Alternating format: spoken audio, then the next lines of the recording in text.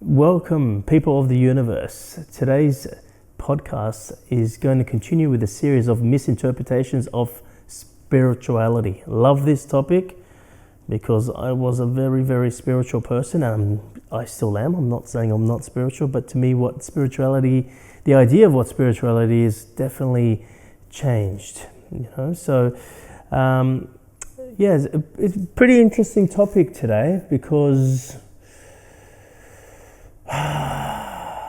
it's all about, do you need to be focusing on the service in order for you to be spiritual? Do you need to be focusing on giving in order for you to be spiritual?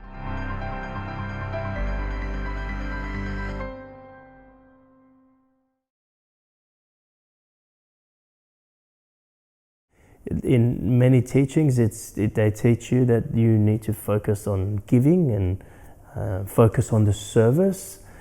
Maybe not on the outcome or result. Focus on the service. So it sounds plausible, and I'm not saying I disagree with it. But there is a difference between focusing on the service, like really authentically, like you are focusing on the service. Because you have so much to give. Like if you're coming from a very deep place within yourself, you find that there is a fullness about you. You feel like you want. There's a feeling that you want to bring out into the world. So it's almost like you want to share of yourself because you feel very fulfilled. Okay, so. The thing is, when people are focusing on the giving, but they don't feel full, this is where the misinterpretation can lie. The challenge is some people are wanting to be spiritual, wanting to be loving, with the agenda to be loved back. So in other words, there's a very big difference when you're actually wanting to give something and you're focusing on the service, but really, like behind the scenes, behind your thinking, there is a drive in order to be loved back.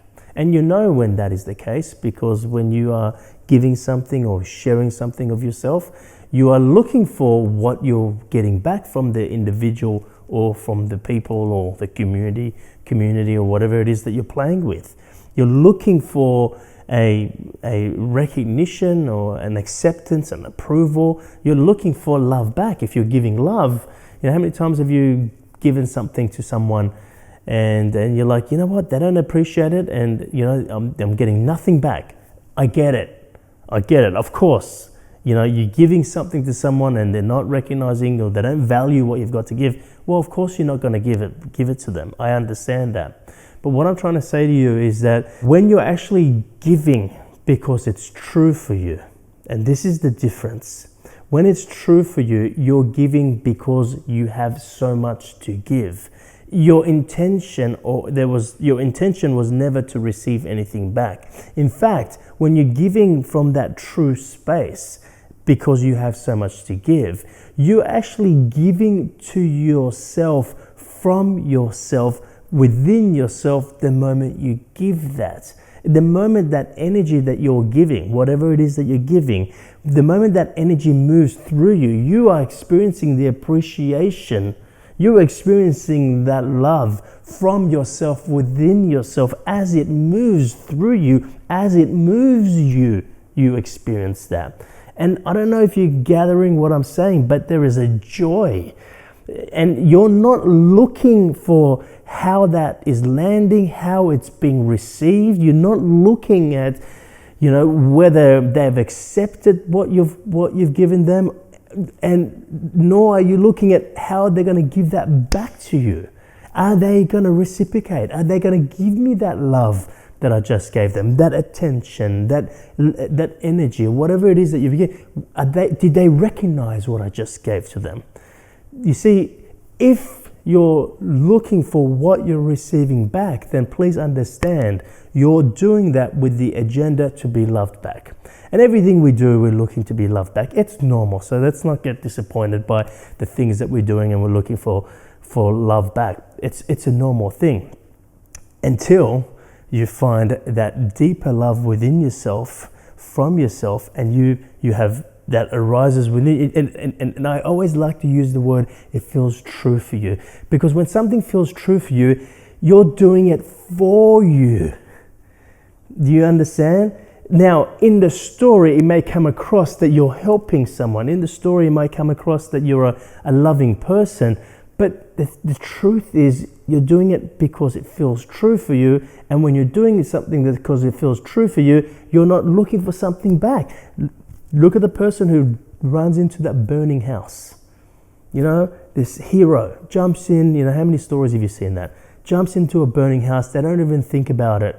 And they go and save someone. And someone wants to thank them, tell them that they're a hero. And it's almost like the recognition is like, okay, that's nice, but I was just doing what I felt to do. They would say that. I didn't think about it. I'm not a hero. People would say, I'm not a hero. I was just doing what I felt to do. So in other words, they didn't run into the burning house with the idea that, hey, if I run into the burning house here and I go save that grandma or that children or the family that are in there, then I could be a hero and therefore I could get recognition and acceptance and approval. You see, that's not what they ran into the house for. And that's why they're not really, you know, I mean, sure, you might say they're a hero, but whether you call them a hero or not, it didn't make a difference because they were only doing it because they felt to. And that's the difference. When you're doing what's really true for you, you have something to give. But the thing is, you got to understand, when you do what's true for you, you impact others to experience what's true for them. It's like a ripple effect. Okay, when you're not doing, and you've heard me talk about this many times, love doesn't have an agenda. If you're doing something with the agenda to be loved back, that's the small part of you that's coming up. That has an agenda, and that's not really love. You're doing or focusing on the service in order to be loved back, in order to make more money, in order to get recognition. That ain't it. And you will be disappointed, guaranteed. I see it all the time. You will be disappointed. It's like a slap in the face, and then you go, well, I did this for them, and they didn't appreciate me. No, let's be honest, and it's time for you to be honest with yourself. You did that for yourself. You did that for yourself in order for them to love you, in order for them to recognize you, in order for you to make money, depending whatever it is that you were doing. However, when you are doing what's true for you, here's the thing. It impacts people like a ripple. You chuck a rock into a calm pond, it creates a ripple. It impacts them by them experiencing what's true for them. Now you think to yourself, well, what's true for them is a lovely thing. Maybe. It's not up to you how it lands, nor should you be concerned, or would you be concerned about how what you're doing is landing or being received by others. Because some people may receive that as a negative response. Some people will receive it as a positive response, depending on what's true for them to experience in their lives right now. So this is why I always say, when you do what's true for you, you allow those, or you impact those around you to experience what's true for them. But what's true for them, in their interpretation, could be a positive experience, it could be a negative. It's none of your business. And that's the thing. When you are doing what's true for you, I remember when I was speaking a few years ago, I went through a period where I was doing my programs for free, and I really felt to do it, and I would just, people would pay what they felt. And I had to address the crowd, because after the crowd, I would get a lot of people expressing a lot of appreciation, which is really nice. And they said to me things like, you're an amazing person to do this, and they were putting me on a pedestal, which I didn't like. And I know it's quite dangerous for people to do that, because if they put you up on the pedestal, they end up putting you up in the pit. That's what happens. Okay, so when I saw this and people were giving me credit, then they were crediting me for what I was doing, because I was doing my programs for free. You could pay what you feel. I would get up on stage and say, hey, let me make this very clear. I'm not here for you. I'm here because this feels true for me. I'm doing this and I'm sharing this with you, and I know it will impact you. And some of you will love me, some of you may hate me, but that's your business. I'm doing this because it feels true for me. And when I do what's true for me, I feel wonderful. I feel joy. I feel love. I feel free. So to be completely honest with you, I'm doing this for me because it feels true for me. Yet I could give you the spiritual answer and tell you, I'm doing this for you. And I'm here for you. And this is about you. But it's not. I don't want to give you the spiritual answer. I want to give you the truthful answer. When I do what's true for me, it will impact those around me. And you, as my audience, are those around me. Now, whether you perceive that positive or negative, that's entirely up to you. See, there's a power in that. That's the truth. You're being completely honest. Even right now, I'm sharing this message with you. It feels true for me to share this message. It feels true. And when I do, I feel free. I feel like I'm flying. My soul is flying right now by me sharing this with you. But how you receive this, how you interpret this, how you put this, how it lands with you, whether it's being accepted or rejected by you, that's your business. That's not my business. That's your process. My process is to share this and experience the joy, the love that I feel by sharing it.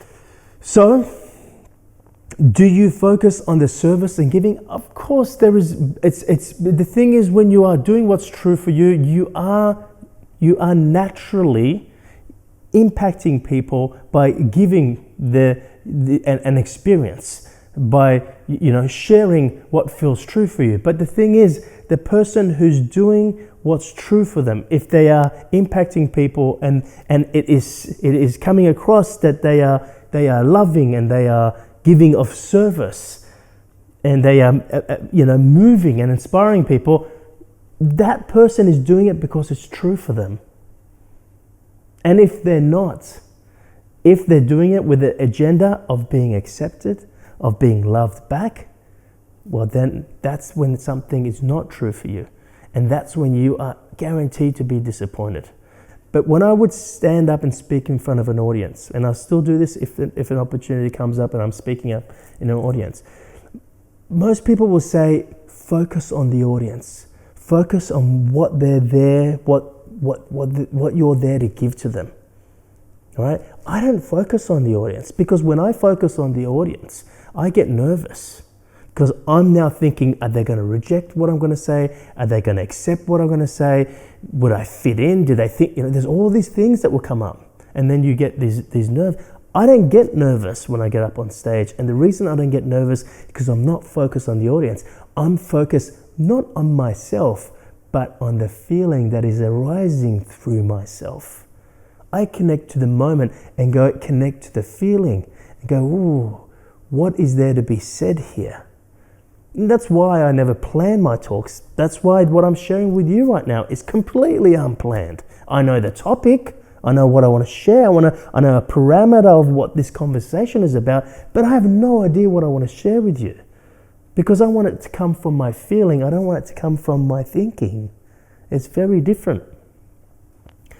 So I would then connect with my feeling and I would share what needs to be shared. And I promise you, if you looked at it, you think to yourself, wow, he is really about the people, because he's focused on the people and he's listening to the audience and what they need to hear. Because it matches. When I'm doing what feels true for me, it seems to land. But I didn't do that. I didn't say what I said for it to land.